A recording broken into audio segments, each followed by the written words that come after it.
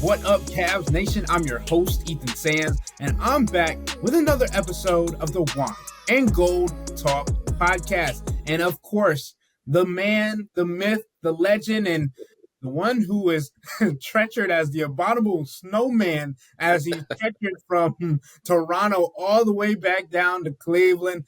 He's here with us today, miraculously, Chris Fedor. And as you guys know, each week we do an episode dedicated to the questions from our subtexters and our subscribers where you can sign up for 14-day free trial. $3.99 a month. There you go. $3.99 a month. And you guys can send in your questions and also become insiders as part of a Cavs community with us. And Chris Fedor is here to do what we call a Hey Chris episode. And of course, the first question coming from our subtexters has to be about Chris's travels, especially coming after this latest one. And it says, obviously the first question will be held for later, but what's your prediction to fill out the roster? And have you tracked down Chris yet and his travel? Tell him, Chris, what's been going on? Yeah, I still don't know how I got home. I think it was a miracle that I did make it home from Canada. First of all, like early this morning, my alarm went off at 6:30 because, when you fly out of Canada, you have to give yourself a ton of time. You have to get through security, then you have to get through customs, and there's just no telling how long it's going to take. So the alarm goes off at 6:30 after going to bed, probably at 3, something like that. And I didn't know, what I usually do right before I go to bed is I pre-book an Uber or a Lyft to the airport. I didn't know if that was going to be available to me, right? Like there was a foot of snow, and I know Canada's used to it, and they've got all the different things that help with that. And people are used to driving in it, I guess. But I didn't know if I was going to be able to take a Lyft or an Uber to the airport. Like I didn't know if that was even going to be possible or how long it was going to take, because it usually takes like 40 minutes from downtown Toronto to get to the airport when the weather is nice and when there's not a whole bunch of traffic. Now you're talking about a foot of snow. What's that going to be, an hour and 10 minutes? So the first thing that I do is I wake up and I looked at the prices for an Uber or Lyft to the airport, and oh my God, they were so jacked up. They were so high that my concierge at the hotel where I was staying, he suggested I take a limo to the airport because it was a flat rate as opposed to something that could just increase based on a bunch of different factors. And I said, you know what, man? Like, I don't know that the company would be okay with me submitting an expense report for a limo just to get to the airport. So I take an Uber to the hotel where I usually stay, which is kind of connected to the train station. And I go through the hotel, through the walkway to the train station, and I take the train to the airport. There are 2 security lines open, Ethan, 2. And the line is so long, and people are freaking out, and people are asking if they can cut other people and whatnot. So I made it through there. I got to my gate, and I was all pumped about it because I did it with like 10 minutes to spare or something like that. And then there is no plane. There's no plane. They didn't make an announcement. I didn't get a text message. There's just no plane there. So I walk up to the gate agent and I said, I don't see a plane. Did it leave already and I don't know about it? Or are we going to be delayed getting out of here? They said, yeah, you're going to be delayed. We just don't know how long that delay is going to be. I'm flying through Detroit to begin with, so I have a tight connection of about 55 minutes. Like, that's how much time I have to play with.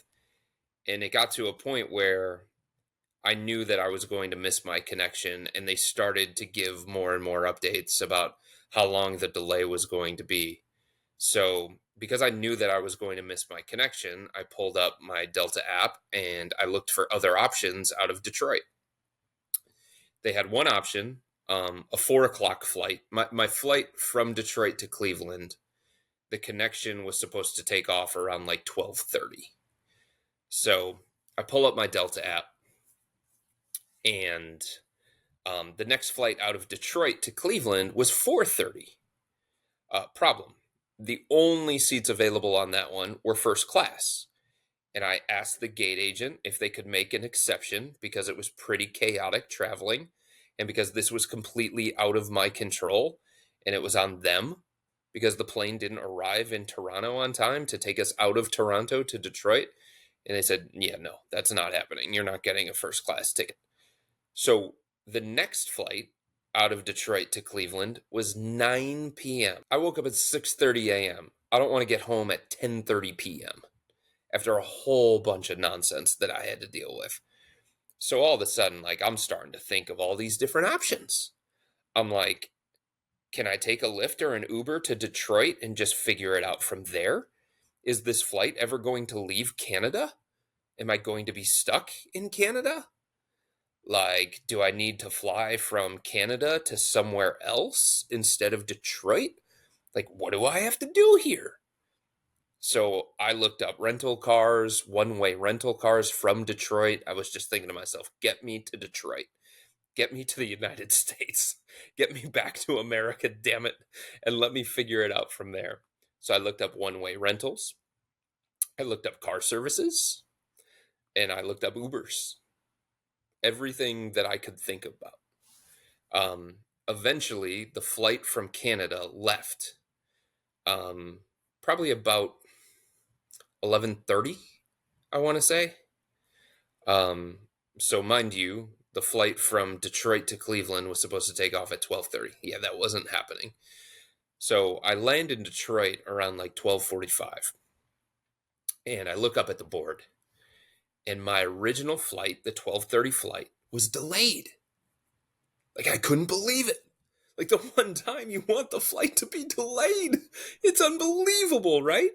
Like, I'm on standby for the 4 o'clock flight. I have a locked in 9 o'clock flight just in case, right? I covered all of my options. I reached out to all the rental car companies and said, hey, look, this is my situation. So I had all of my bases covered. But when I landed, I saw that my flight that I was supposed to be on, the connection, it was there. So I run to the gate. I sprint there. And I talk to the lady and I say, hey, look, here's the situation. I was on the Toronto flight that got delayed, and this was my original flight that I was supposed to take back to Cleveland. Like, what's the status here? They say, we don't have a crew. It's like one thing goes your way and the other thing goes against you. And it's like, oh man, euphoria and dread all together at once. So I said, all right, how long have you been waiting for this crew? He said, probably about an hour. I said, are you anticipating them showing up? Do I have to make other plans? And they said, I don't know. So I get on the phone with the rental car company. And again, I explain the situation. And I say to myself, like, it's already 1:30, close to 2 o'clock here at this point, right around there. By the time I get to the rental car company, I take a shuttle there. Gets me, 2:30? Get the reservation done and everything. Probably takes me to 3. Haven't had lunch at this point. So probably 3:30 by the time I hit the road. 2-hour drive through the snow, maybe 2.5 through the snow. And then the traffic that I'd run into. Like, I'm getting home at 6 anyway. Can I just wait this thing out and see if the flight where I'm on standby, like, maybe that comes through for me? Or maybe they just suck it up and give me the first class ticket. I don't know.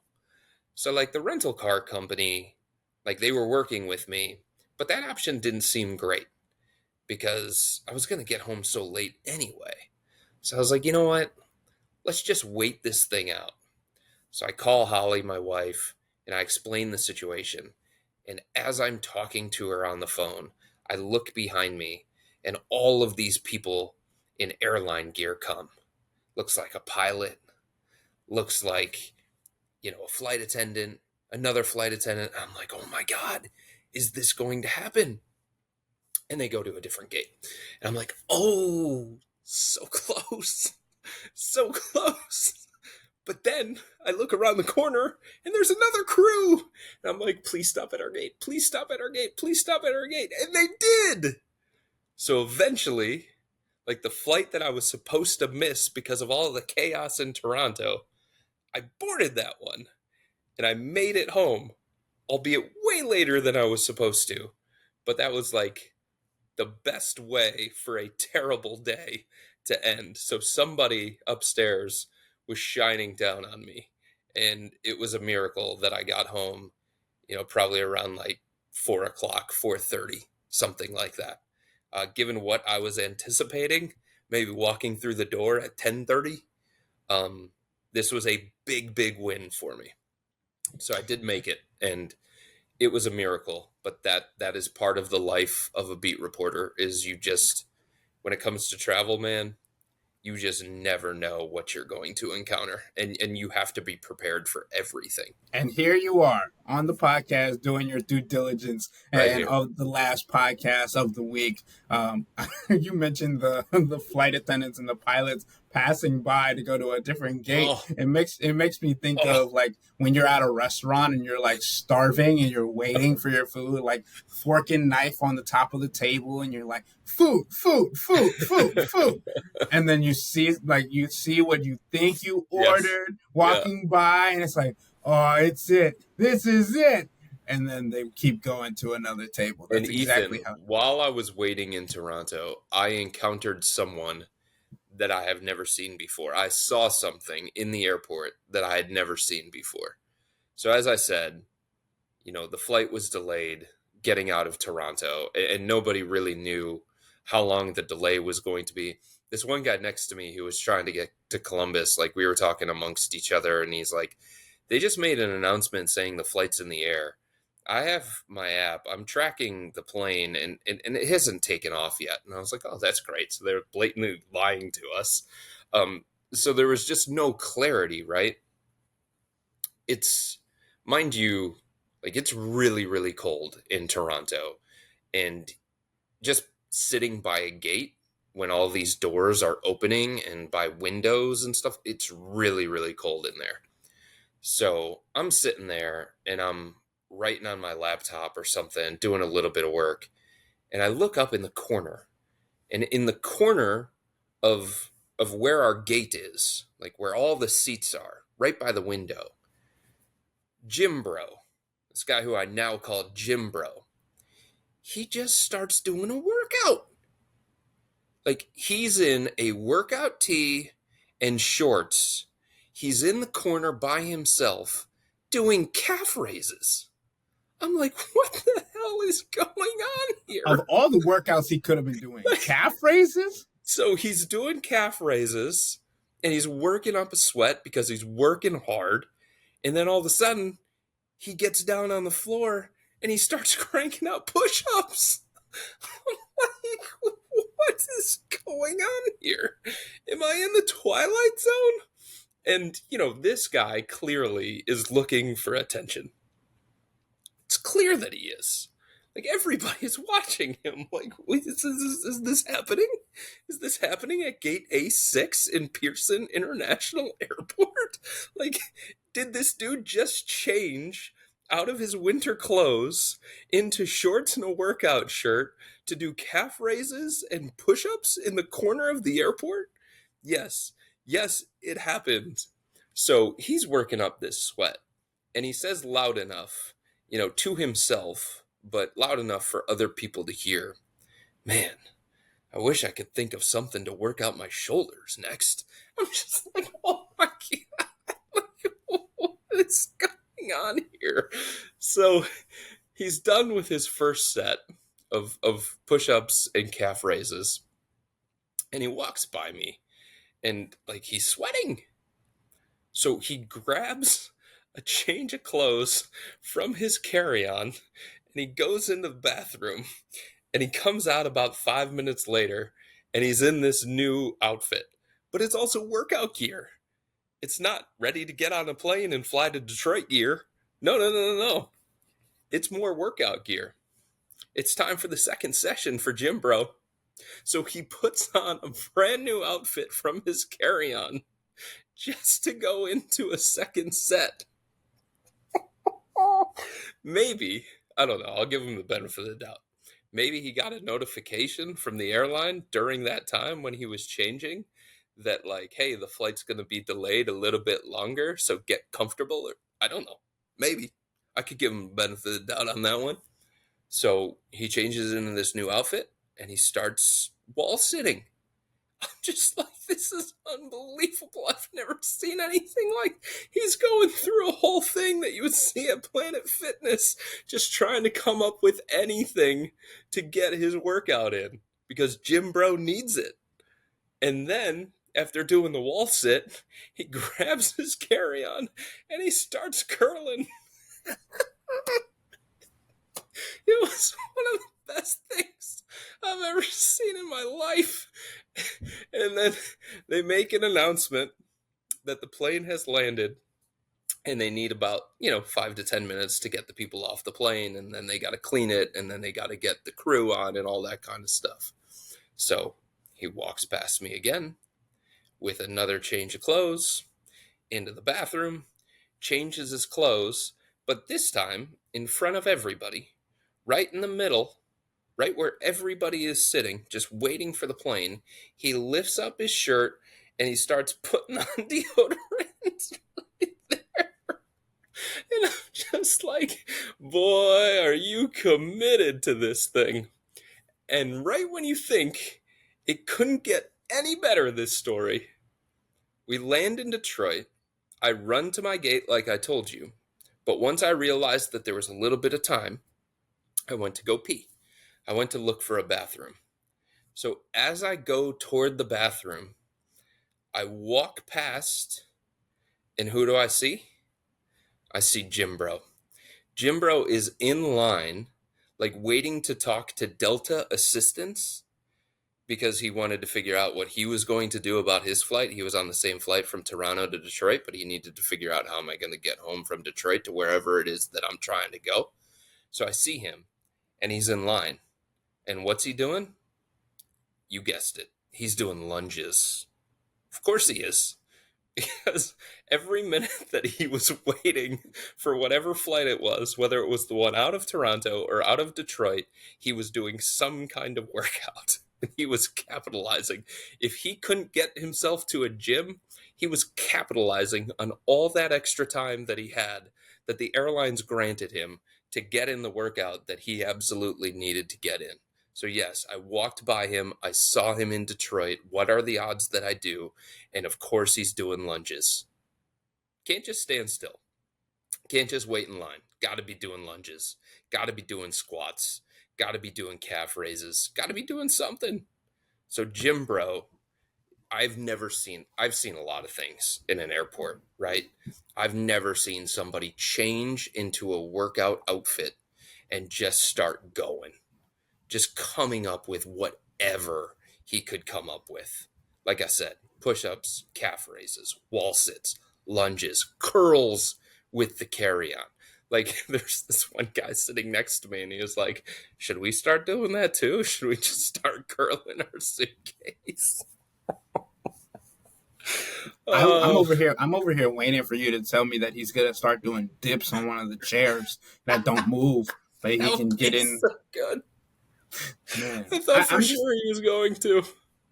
I'm just over here thinking, like, is he trying to create a Hallmark movie where, like, his workout, like, girlfriend that he doesn't have? Valentine's Day is tomorrow, Chris. That's Some right. people are desperate. Like, you talking about, like, people need to get some attention. That might be what it was. I want, this workout girl's going to come and start working out with me. Maybe, like, and also the other thing that I was thinking of when you were telling this story is going to change twice. I'm thinking about Rajon Rondo and how apparently he showered 5 times on game days. I'm like, dude, well, first of all, kudos to Rondo because that's insane. But going to change out of a sweaty gear to come back and be in more sweaty gear, like maybe you didn't get a chance in your trip to Toronto to wear all your outfits, so you're wearing them. I don't know, like it's ridiculous. But anyway, Chris, so bizarre. I still can't believe that I saw that happening right in front of me.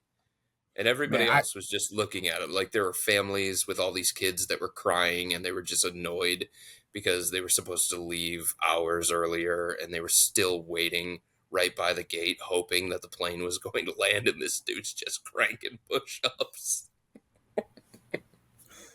Not a care in the world.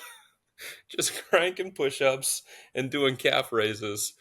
And like as a joke, because I had to, because it's me, I took a picture of this guy as he walked by me, and I sent it to my best friend, and I said, this is, because I was texting with my buddy as this was happening. I was giving him play by play as it was happening, and I said, this is Jim Bro. And I did a close up of his legs, and he's got like these little chicken legs. And I'm like, bro, the calf raises either aren't working or they're like new regimen as part of your workout. I don't know. well, Chris, we only got about 10 minutes left to It's get because into Jim Bro. It's not my fault. Jim Bro. some basketball questions from our subtexters, and obviously our first subtexter got an entire breakdown of the trip. While we're on the topic of beat reporter lifestyle, I wanted to get into a second question that kind of pertains to the same topic from Jim in Rochester, New York, who asks, "Hey guys, I'm curious to learn more about the mechanics of being a beat reporter. One thing that interests me is your team sources. Obviously, we can't disclose those on the podcast, but Yep. going to continue with the podcast. Does the team know that these people are sources, or do you have to shelter them from that? I know it's not a basketball question, but I'm a salesperson and really interested in how you manage those relationships." So obviously, Jim is not a Jim Bro, but Chris, if you want to get into your sources, because we understand that you are the most tapped in beat reporter covering the Cleveland Cavaliers. No, they know. They know who they're talking to. They know the information that they're giving. They know the information that they're willing to give. You keep up those communications and you build those relationships.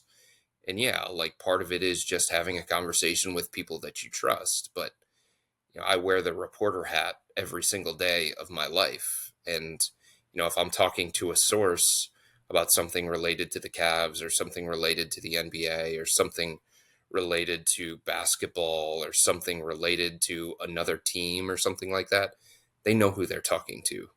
And, they're careful in some cases, they're careful about the things that they're willing to reveal. In other cases, they're more willing to reveal certain things because they want it out there. They want it written for whatever reason it may be.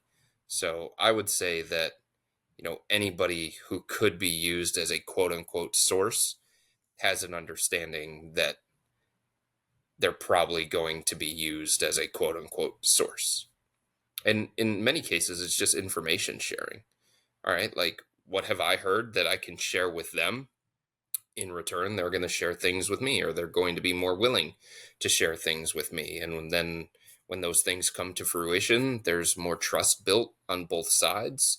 And then we continue to build that relationship, and we continue to keep up those connections. Okay, Chris, I got two more questions for you. Obviously, there are some subtext that we will not get to on this podcast, but and some of them are more nerdy, and I love them because we get into some of the minutia of salary tax. It depends how long these answers are, actually. Well, nah, I know that the answers that you would give to some of these questions would be very lengthy, and they would have to be because of the detail required by the question. So I got two more for you before I let you out of here. Okay. The first being, if the Cavs wanted to sign a backup big, what qualities would be most important? Do they need more size from a backup 4 or 5, or mobility, or shooting? Also, is there any possibility Dean Wade or DeAndre Hunter could play consistent backup 4 in certain playoff matchups? Dave in PA.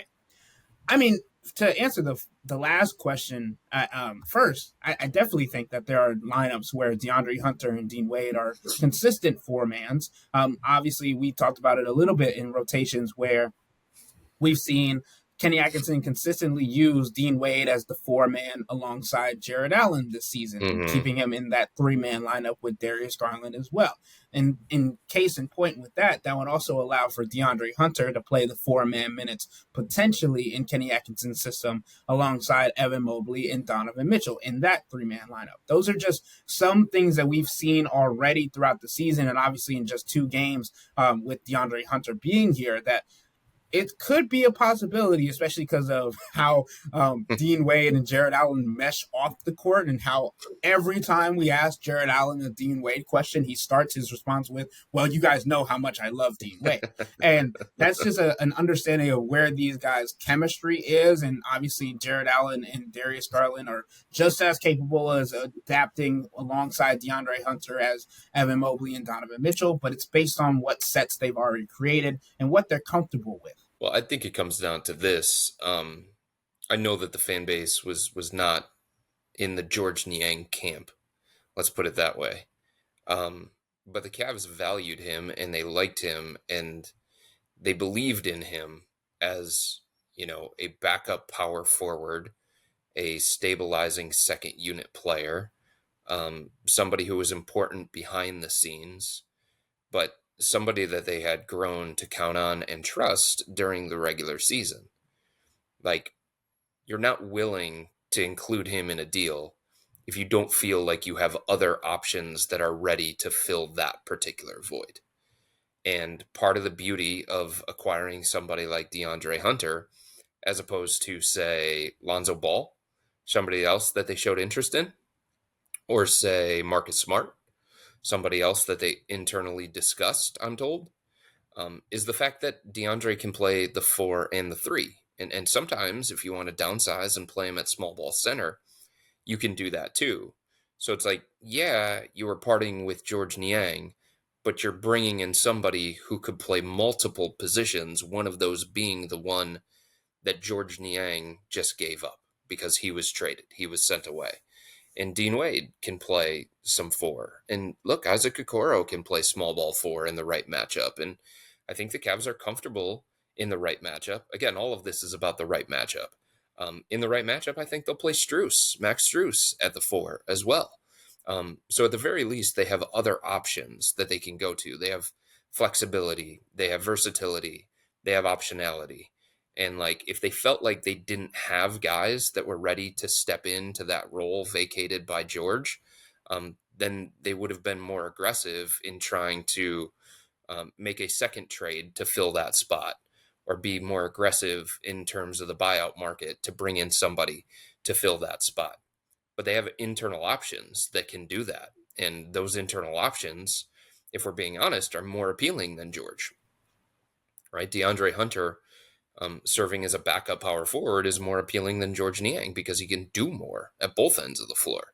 And you can say the same thing about Dean Wade if he's healthy and if he's in the right mental space. So that's the first part of it. The second part of it's kind of interesting because I think on one hand, like, you want to bring somebody that fits the style that you want to play.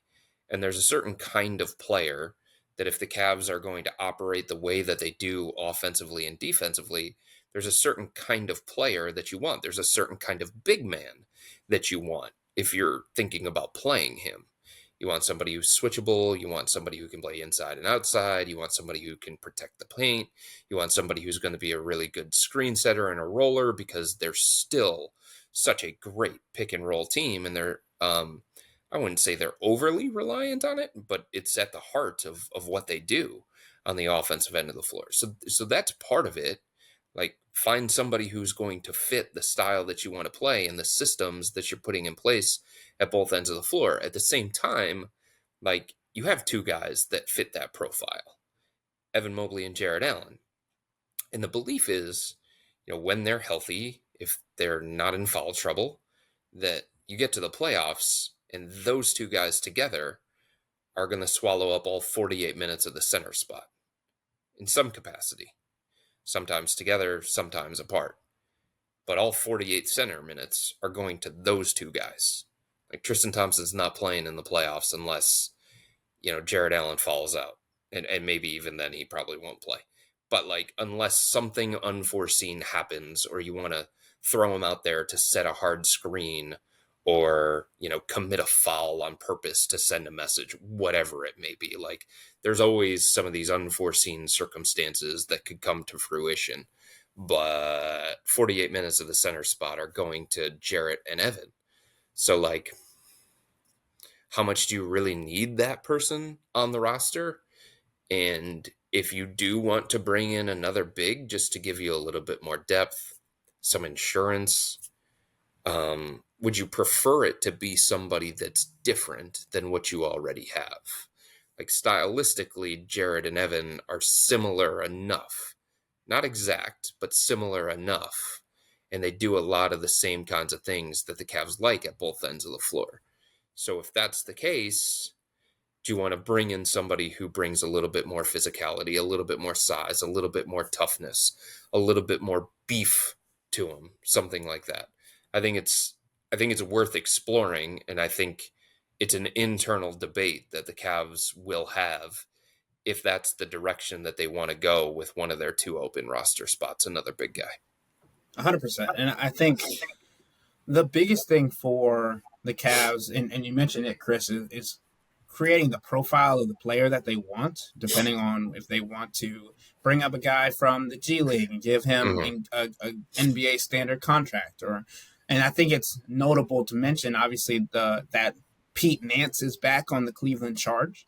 I'm not saying that that's the way that they're going. I just think that Cavs fans deserve to know that Pete Nance has been doing this little dance between Philadelphia and Cleveland throughout the entire season, playing in Philadelphia, playing for the Philadelphia 76ers and the G League team that they have over there, even to the point where they were having him in the Orlando, I believe it was, little tournament that they had for the G League teams.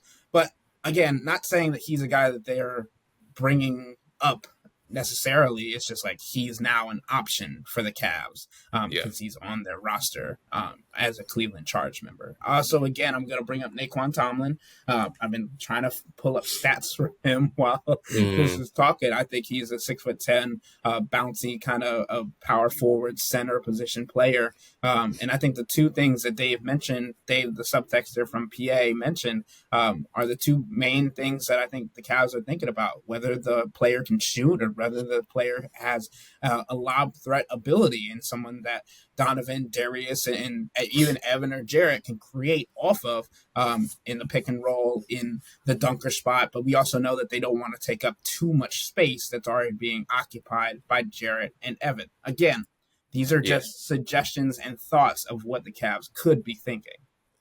And the other thing to point out here is that if they bring in one guy, it's guy number 14 on the roster. If they bring in two, which they can because they have two open roster spots, we're talking about guys 14 and 15 on this roster. So the chances of them making any kind of tangible impact, the chances of them getting meaningful, consistent playing time, I mean, that's slim. This isn't the kind of team that needs somebody to sign and then play immediately. You know what I'm saying? Like, last year, they were wrecked by injuries. They were dealing with a whole bunch of stuff.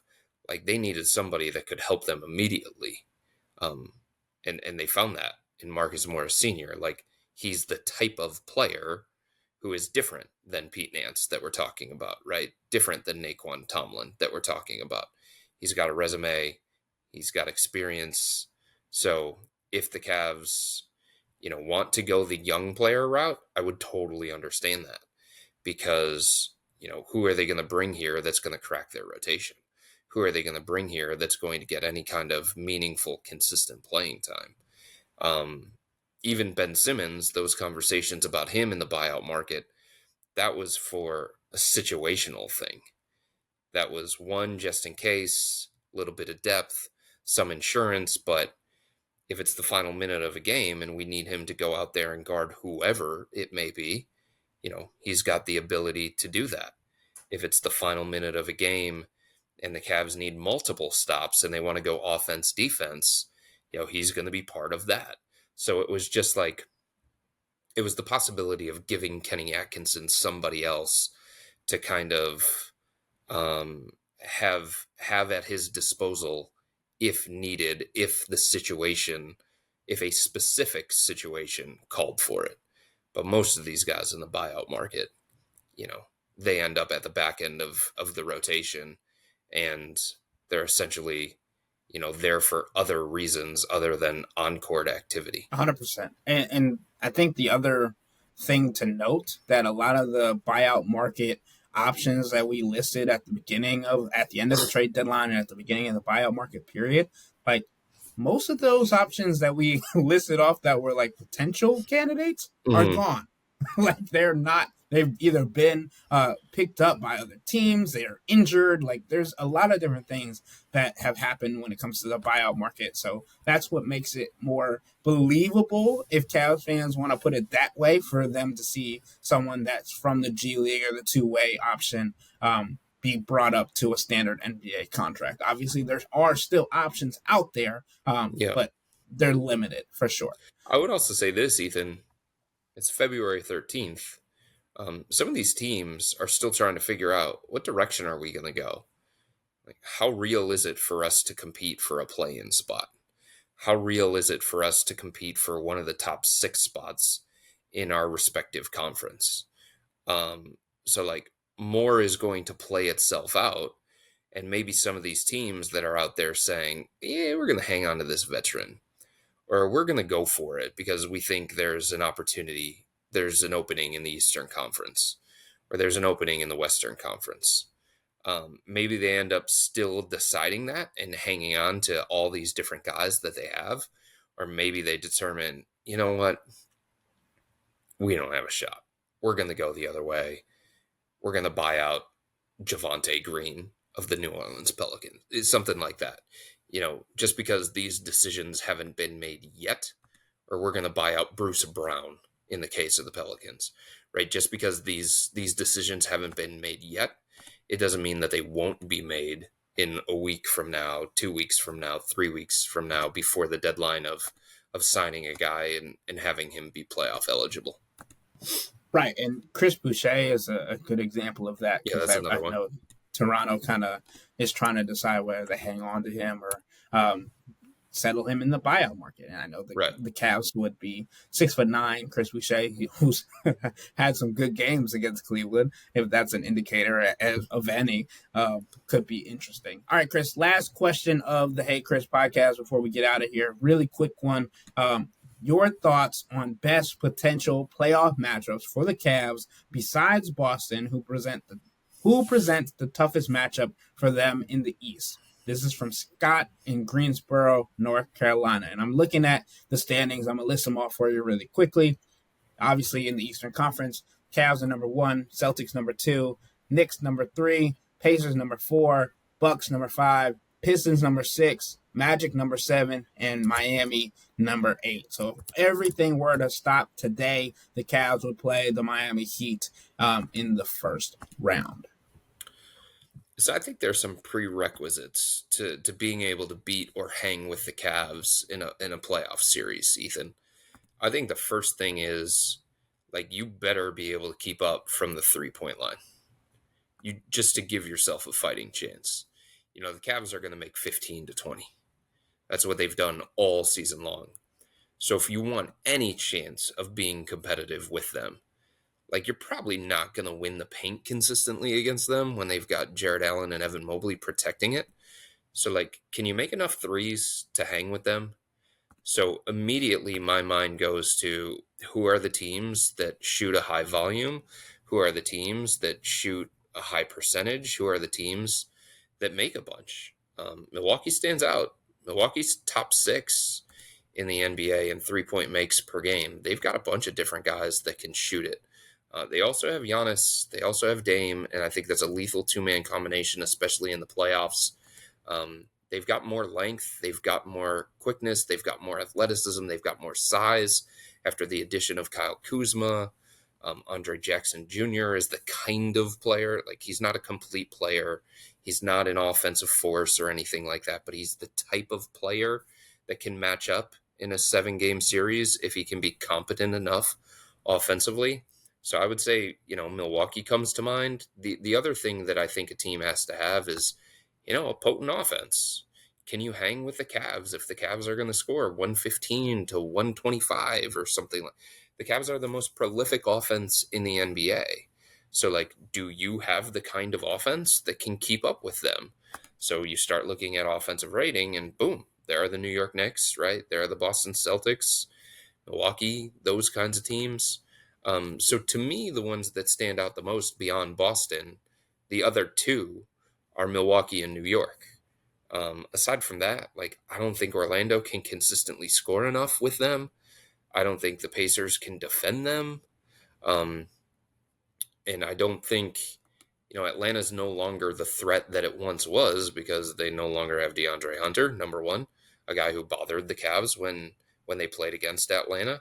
And they don't have Jalen Johnson for the remainder of the season because he's dealing with an injury and he's out for the season.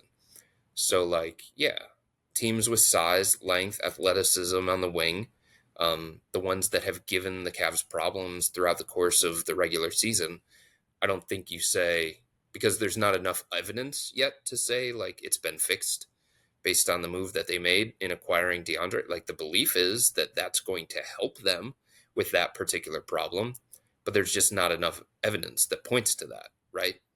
Um, so I still look at those kinds of teams, and then, like I said, the 3-point shooting teams and the prolific offenses. Um, those are the ones that, if you're going to have a chance against the Cavs, and any team that plays against the Cavs in the playoffs has to beat them 4 times in 7 tries, and like that's not going to be easy, based on everything that we've seen from this team throughout the regular season, and based on the upside that they now have with the addition of DeAndre Hunter. Beating them 4 times in 7 tries is going to be a chore. Um, so you better be offensive minded. You better be able to score. You better be able to knock down as many threes as the Cavs do, or something close to that.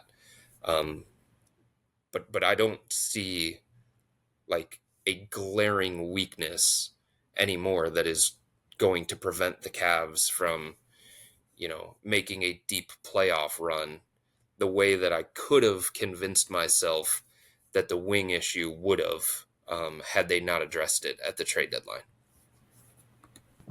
Is it bad that I'm like already looking forward to a potential Eastern Conference Finals between Boston and the Cavs? Like, that's exactly what everybody wants, right? That's what everybody wants to be proven. Obviously, if the Cavs can avoid Boston, great, right? Yeah. But, like, the point is that last year they didn't feel like they were entirely healthy. They didn't feel like they gave Boston their best shot.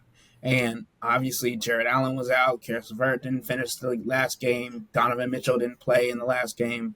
Like, I just think this has been the redemption, the revenge tour. And as people who come to Rocket Mortgage Fieldhouse have noticed, like, their song that they play Yeah. before, like, every game, it's Yep. about revenge.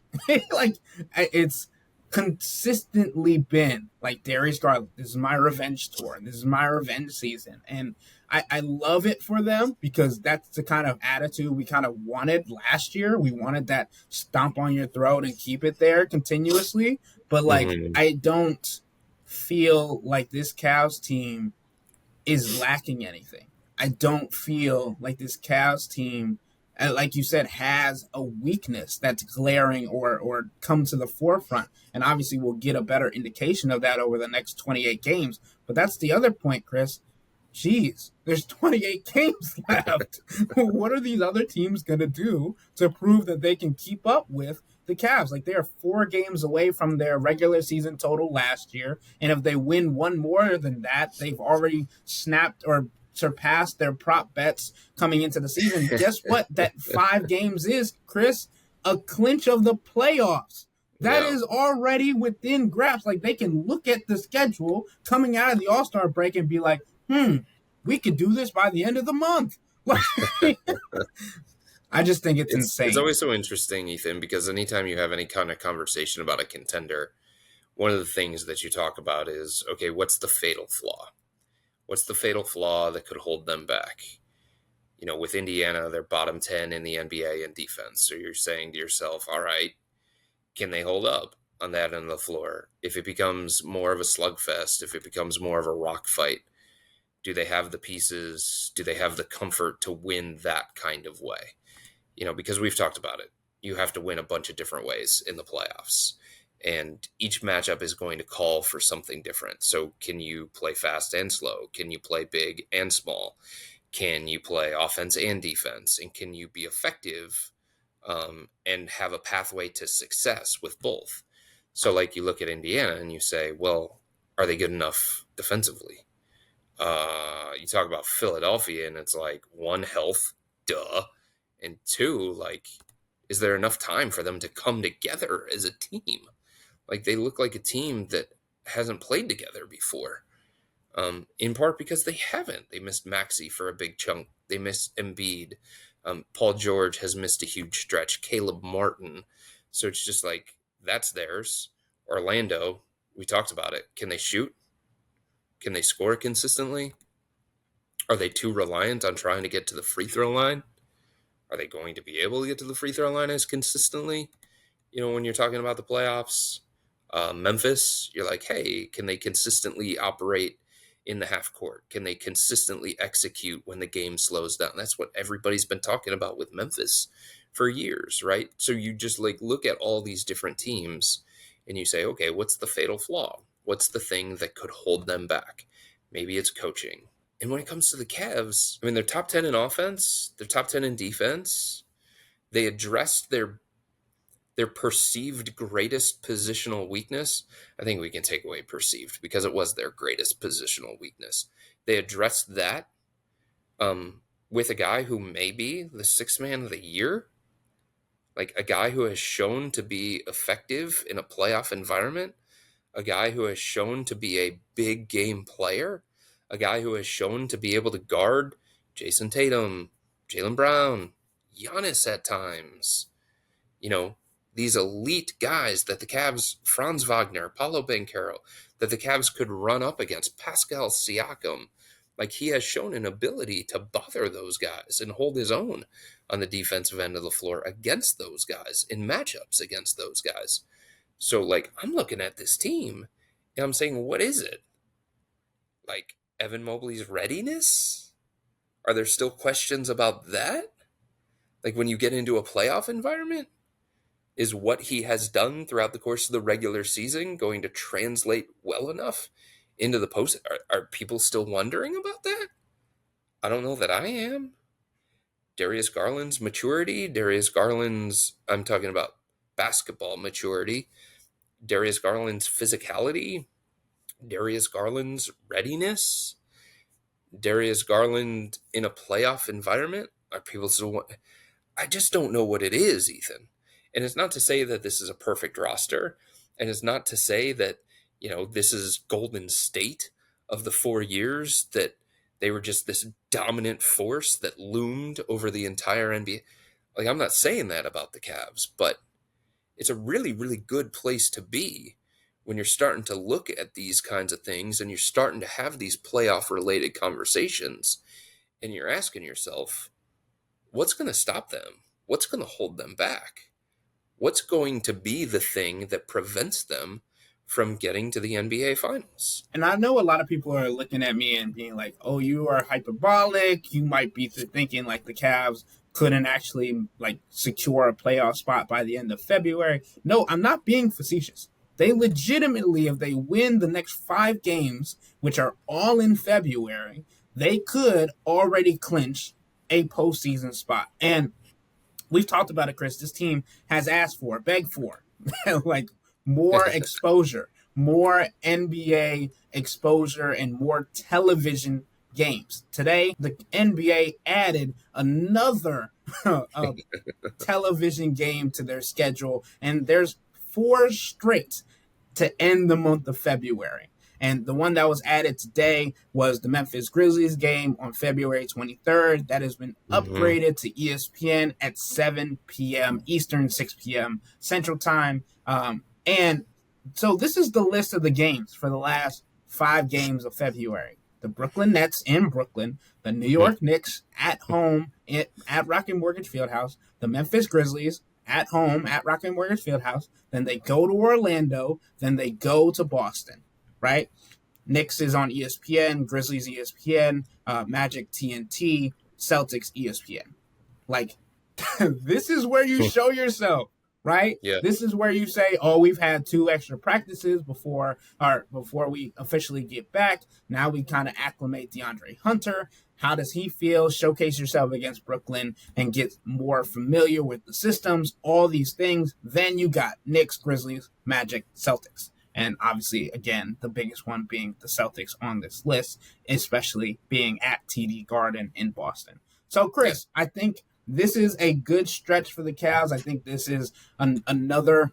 I still don't think we can say test. I think this is another opportunity for them on the biggest stage. I feel like they've struggled on TV games this year, even though they've asked for them. So now it's about showcasing that on the biggest stage in the regular season after the All-Star break. Where are you health-wise? How did the break help you? Are you going to come back rusty? What are all the answers to these questions? And again, questions from our subtexters that we will continue to get throughout the season. But with all that being said, that'll wrap up today's episode of the Wine and Gold Talk podcast. But remember to become a Cavs insider and interact with Chris, me, and Jimmy by subscribing to Subtext. If you want to be included and get a little bit of a shout out on the pod, this is where you can sign up for a 14-day free trial, or visit cleveland.com/Cavs and click on the blue bar at the top of the page. As Chris mentioned at the top of the show, this is $3.99 a month. If you don't like it, that's fine. All you have to do is text the word STOP. It's easy, but we can tell you that the people who sign up stick around, because this is the best way to get insider coverage on the Cavs from me, Chris, and Jimmy. This isn't just our podcast, it's your podcast. And the only way to have your voice heard is through Subtext. Y'all be safe. We out.